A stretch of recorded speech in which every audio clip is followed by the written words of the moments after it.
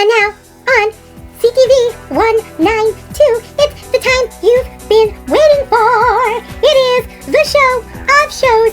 Yes, you've guessed it. It's that handsome devil Xander Gibb with his little show, Xandermonium. Roll the tape. Love, it has been good to me this time around. Things were they were bound to change when it was found. Sugar never tasted sweeter on my lips. My heart is now intact and I can find no rest. This is love, yeah, love. Never known true love before. Seen so many counterfeits that left me on the floor. This is love, yeah, love. All will come to those who wait. Time it cannot know the bounds, and eras don't dictate. Hello and welcome to Xandermonium, the talk show that gets you talking. I'm Xander Gibb, and on today's show, London Calling with the fabulous Jeff Kristian and the equally salubrious Soozi Chameleone, who talks to, wait for it, actress Barbie Wilde. And we will be, as it's the last episode of the series, taking a little reminisce down memory lane of some of the items you've enjoyed on, yes, you've guessed it, Xandermonium. More to come in a mere moment. So you can interact with me via Twitter. You can tweet me at Xander Gibb, XanderGibb, capital X, capital G. Don't forget the all-important @ symbol. Make sure to follow and keep up to date. What, Claude? Claude is telling me I should give you Jeff's Twitter handle. So, okay, Jeff's Twitter handle is at Jeff Kristian. And yes, I can spell it. It's JEFKRISTIAN. Make sure you remember the @ symbol and go and follow him now and me if you're not following us.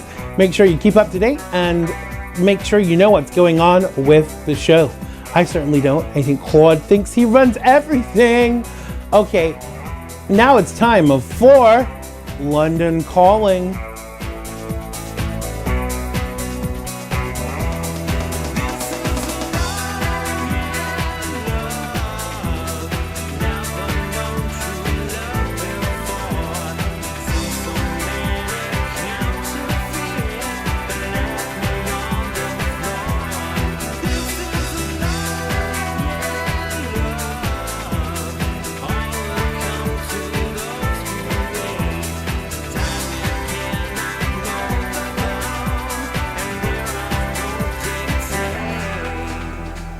I'm just what about Barbie, and Barbie's what about me. I'm so lucky on London Calling this week. You've got my favourites, two of them. We've got my darling Soozi Chameleone and from Hellraiser, Barbie Wilde. Over to you, Jeff. On this week's London Calling with Jeff Kristian, we sent our very own Soozi Chameleone to talk to cult actress Barbie Wilde. It's going to be a Hellraiser. Check it out. Hello, America. London Calling.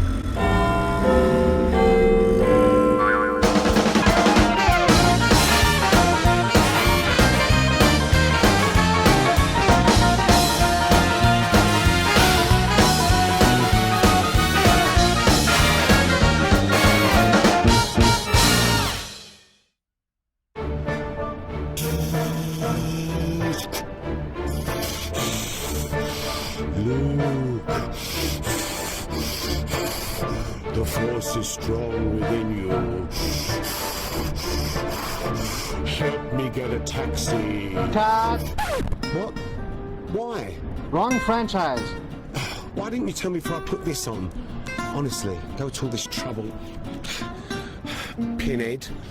So today I'm joined by the fabulous writer and actress Barbie Wilde. You are best known for your role as the female Cenobite in Hellraiser 2, but let's focus on your writing career. Your latest release is your illustrated collection of short stories. Well, I started writing my dark crime novel a long time ago and it got published, but in between I was asked to write a short story that I call Sister Cities for the Hell on Hearts anthology. And I said, well, I don't really write horror, but they encouraged me to do it from the viewpoint of a female Cenobite, not the female Cenobite for legal reasons. And so this, and then I kept being asked after Sister Cities was such a good hit as a short story, I was asked to submit more and more to different anthologies, and they all have themes: demonological, biblical, or the bestiarium, vocabulum, impossibility, or phobophobia, phobophobias. And I was given a letter, and this is very challenging to a writer because, say, with a story like that starts with, I was given Z or Z, and it's just Chinese dragons and zombies that start with Z, and then somebody say, oh, why don't you write Zulu zombies, haha, and I went, that's an idea. So there is a story called Zulu Zombies in this anthology, and I hate zombies, I'm very bored by them. But check out the artwork by Nick Percival, who's did the Hellraiser Boom comics covers. And it came, each story was based on a different letter, and so the publisher approached me because he'd been reading my dark crime novel, The Venus Complex, and said, if you have any project you'd like we could work on, and I've been toying with the idea of an illustrated collection of my short horror stories that, different artists would illustrate these stories. And so I got Danielle Serra, who did the cover of my book, who's an award-winning artist. And then I thought, why not ask Clive, the writer of Hellraiser and Hellbound Hearts? And he allowed me the use of 3 of his wonderful artworks. This is Kiss Me, for the Sister Cities story. Then I asked Nick Percival, and amazingly, these artists came back and just did the most beautiful work to illustrate my stories. Another brilliant sounding project is the film adaptation of one of your short stories, as you've already mentioned, Zulu Zombies, of which you're writing a screenplay. How do you imagine this story's come to life? What kind of style can you see it being projected in? At the moment, it's at the first draft stage. It's about a descendant of one of the brave soldiers at Rorke's Drift who's being haunted by these Zulu zombie spirits in London, and they end up in Milton Keynes. And it makes sense when you read the story. But it's going to be a bit of a zombie apocalypse, and I don't particularly like zombie stories. I find them very boring, zombies. But Zulu zombies are not boring. And so it's, I imagine Hammer doing it, or it's going to have to be a big budget film. And I definitely want Michael Caine, if you're free, darling. There is a part for you in this film. It makes complete sense. So it does. And so we just have to see how it goes. But at the moment, I'm still, because I'm promoting the book, That's taking it's taken a bit on the back burner, but I want to get back to it because it's going to be a fabulous idea. Well, I'm really excited for it, and yes, zombies are really popular at the moment, but it needs a fresh take. Well, that's what I tried to do with all the genres I've attacked in here. A fresh take on demons and a fresh take on vampires. Mm-hmm. And, they don't twinkle in my story. And I just thought, God, how did it really kill a genre that I have so much affection for? Because one of the first horror stories I ever read was Dracula. I took a Gothic literature course when I was in high school. And my teacher said, you've got such a Gothic mind, Barbie. I went, thank you. And to me, that's just such a brilliant, powerful genre. And now it's all kind of a bit, I don't want to see teenage vamps. Sorry. I Sparkling in the sun. Yeah, sexy, murderous, cool things. And it's the same with demons and vampires, and the devil makes an appearance, but he's quite different than he normally is. Let's talk about your return to acting. What's happening? Last year I was actually offered 3 scripts. One didn't happen. They moved it. the location out of England. The next one I had to play an 80-year-old matriarch of a serial killer family. And I thought, I'm so over the prosthetics. Although sometimes, depending on how I look in the morning, I could probably play an 80-year-old. But the third one was a film called Bad Medicine, and it was about a psychologist, an unorthodox psychologist, interviewing 4 or 5 different patients, and we get drawn into their stories. And I thought, this writing is brilliant. Dave Jeffries, who was the #1 best-selling author on Amazon, wrote the script, and it was just a wonderful script. And when you still have hope one day. You never give up wanting to be an actress. And I just thought, I read it out loud to my partner, and he said, you got to do this part. And so it's fun, it has a brilliant twist at the end, and it's a worthy successor to doing the Hellraiser thing. I mean, nothing is quite, being like a demon from hell that rips people's skins off. I mean, you can't think that kind of stuff. That's it for this week. Back to you in the studio, Xander. This is Betty Chipmunk reporting for Xandermonium TV. Yes, that was Barbie Wilde, who was in Hellraiser. I was considered to be a little bit of a Hellraiser when I was younger. That was indeed London Calling with Jeff Kristian, Soozi Chameleone, and fabulous cult actress Barbie Wilde. London Calling is produced in association with Mr. Binks Media. Oh yes, indeed. We love that, Mr. Binks. So as it's the last episode in the series, in series 3 even, of our little show, I thought I'd share with you some of the highlights, the best bits, if you will. There's music, there's interviews, there's comedy, and there's me. What more could you ask for?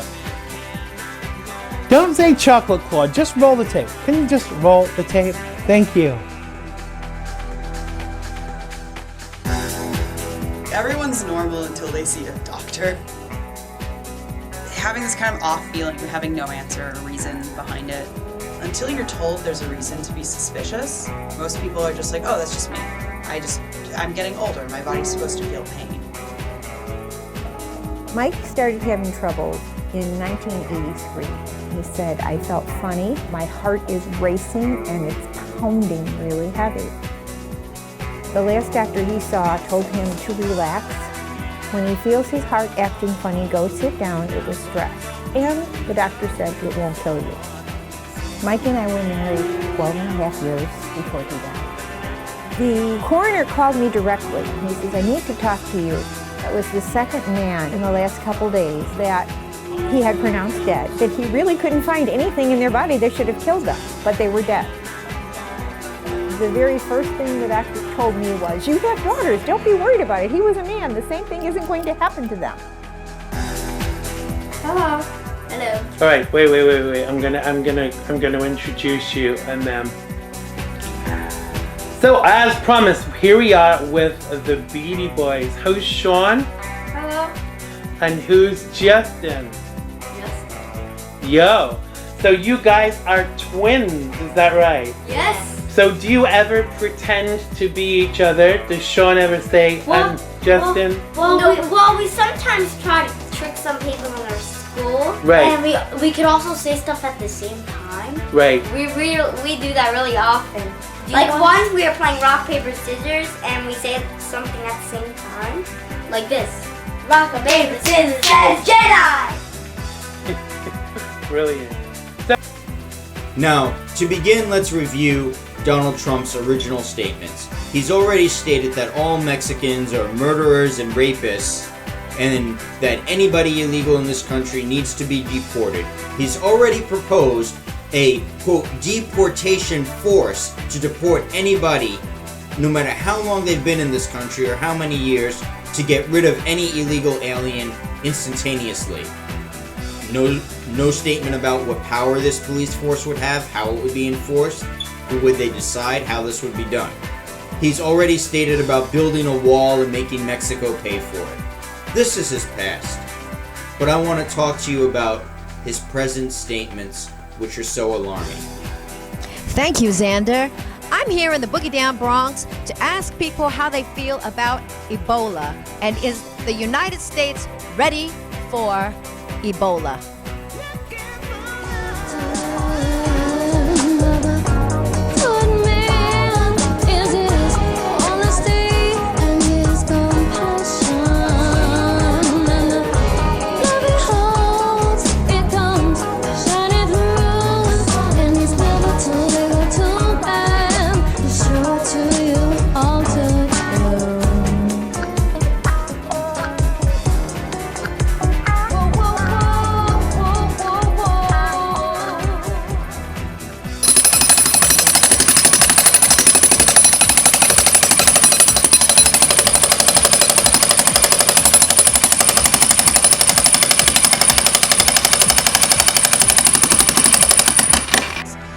And it's quick fire, so it's not like your family history, your life history. It's just a very quick answer. So we're going to start now. What question do you most hate to be asked?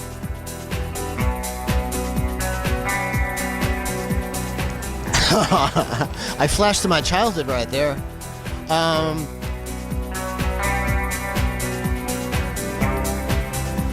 Is Georgie Porgy your real name? Okay, is Georgie Porgy your real name? Yes, yes. I can just see the vicar baptizing you right now. I baptize this child, Georgie Porgy. July 29th, 1775. On that day, General Washington, the head of the Continental Army, established General Order No. 1, which created the military of the Army Chaplaincy, which was founded as a Judeo-Christian chaplaincy. And in fact, the Founding Fathers very much wanted God and Christ, the church, Christians involved in government. They just didn't want to establish a church or a state church that governed all of the coming country, much like in Europe. So it's important to know that indeed God has been the very foundation of our republic from the very beginning. In fact, before we were even a republic. And yes, we're a republic, we're not a democracy. Founding Fathers fought the Revolutionary War not to give us a democracy. In fact, they spoke against democracy. They wanted us to be a constitutional republic under God, which is exactly what we are. So we need to remember that. We need to definitely remind our quote-unquote elected leaders that we are a republic and that they need to stay within the parameters of that as well. Now it's time for Ask Xander.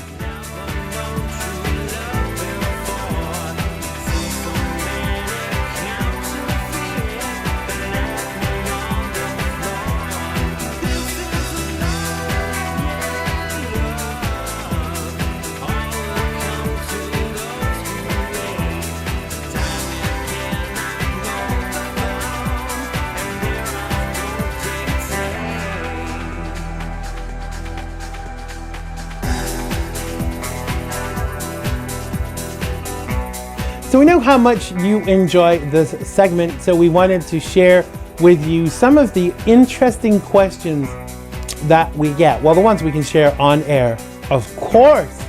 Okay, first question is from Barry from Washington, who wants to know why I'm not running for president, as he and his wife Michelle think I would be very good at the job.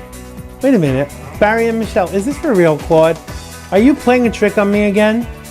He says not, but I don't believe it. I really don't. So in answer to your question, Baz, I'm far too busy commentating on political stuff to be running the country. I will leave that to people far better qualified, like politicians. Haha. So Jennifer from Danbury wants to know if I am watching Fear of the Walking Dead. Oh, yes, indeed, Jennifer. And I'm loving it. Let's just hope it doesn't go the way of The Walking Dead, because that really just got very boring and repetitive of late. Sorry guys, I used to love you, but now you bore me to tears. Okay, Sasha from Southbury, who doesn't bore me at all, wants to know if I've ever tried making my own almond milk. No, Sasha, but interestingly enough, I would like to if I had the time. I know the Food Babe, who's been on one of our other shows, the radio show Xandermonium, which is called XVAD Daily, weekdays, 5 Eastern, make sure you go and check that out. Shameless plug there. What was I saying? Oh yes, the food babe. She has videos on how to make almond milk on her website, so go and check it out. I really would like to if I had the time. All right, Larry from Torrington asks, Xander, yes, Larry, as the summer is nearly here, will you be grilling, and do you prefer gas or coals? Yes, I will be grilling for sure. When the summer is here, I grill most days, even if it's just to grill the main part of my dinner, because I do actually like the taste. And Larry, I actually prefer propane even. I've got the wrong teeth in today. I'm breaking these in for a horse. I prefer propane because you don't have to get rid of the hot coals. You don't burn yourself as much. Unless you're Claude, on one of our company barbecues, he burnt his arm pretty badly, and we had to take him to a bar on the way to the hospital. But that's a story for another day. Okay, Allison from Newtown wants to know what my favorite tea is. Definitely Earl Grey, Allison. Heavy on the bergamot. I really do love strong Earl Grey tea. So the last question comes from Barbara from New Fairfield, who wants to know, if I could do any job in the world, what would it be? I have to say it would be this job, Barbara. I always wanted to work in TV and radio, and it's my dream job. You know, I'm here, I'm staying, and I love it. That's all for Ask Xander for this week. As usual, you can send me your questions and comments via xandergibb.com/contact.html. That's xandergibb.com/contact.html. Well, that really is it for this series of Xandermonium. Don't forget to join my mailing list at xandergibb.com and follow us on social media. Thanks to Jeff Kristian, Soozi Chameleone, and the fabulous Barbie Wilde. Thanks to Claude and everybody that worked on today's show. And indeed, the whole series. I'm crying behind these glasses. I'm going to miss you all so much. But fear not, we will be back in a few weeks. So do keep sending us your questions and videos. Thanks to you for watching. Stay cool out there as the weather is getting warmer. And thank you for all your love and support. I do indeed love you all. Until next time, bye-bye. Oh, pirates, yes, they rob I. So I to the merchant ship. Me needs after they took I from the bottomless pit. No, I'm not talking about Madonna's pocketbook. See you next series, everybody. Hello, my name is Betty Chipmunk, and I want to let you know that I'm so disappointed that this is the last episode in the series called Xandermonium that I think I'm just gonna cry. But wait a minute, news just in. They are coming back in a few weeks, so I will be able to get my fixation of Xander Gibb, Jeff Kristian, Soozi Chameleone, and even that sexy little Jason Prince. Oh, I cannot wait.